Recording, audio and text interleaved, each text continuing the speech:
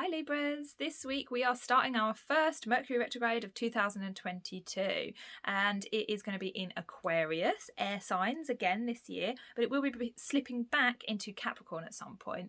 It begins January 14 and ends February 4.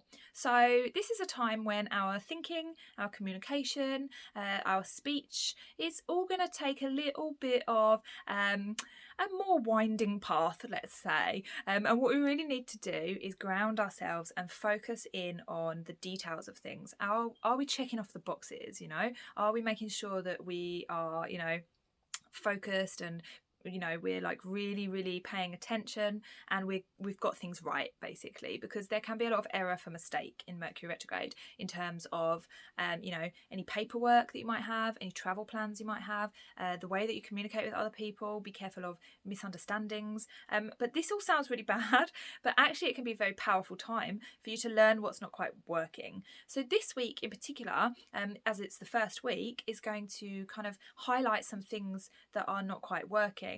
And for you, Mercury retrograde is going to transit your 5th house. This is the house of romance and pleasure and play and creativity and expression. So this is going to be a time for you to actually say to yourself, am I getting enough of those things?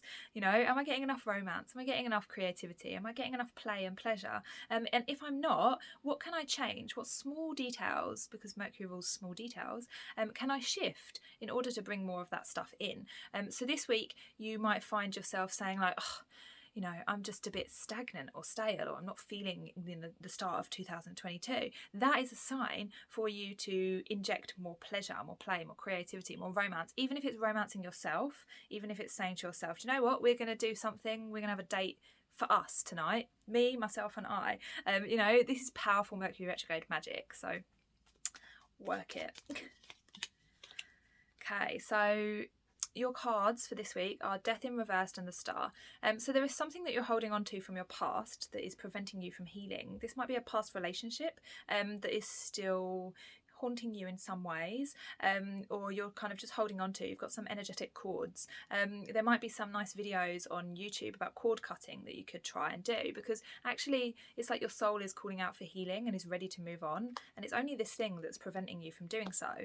So I would say, really get into some energetic cord cutting and focus on yourself, because what I said at the beginning of this reading about pleasure and play and creativity, that is the stuff that takes you to this point, this healing point, where you're like, do you know what, I'm fabulous, and I don't need this, whatever this was, anymore. So let me know if that resonated in the comments. Otherwise, if you want to read my latest blog posts, there is a link below, also a link for booking readings, and if you like this, hit the subscribe button. Much love.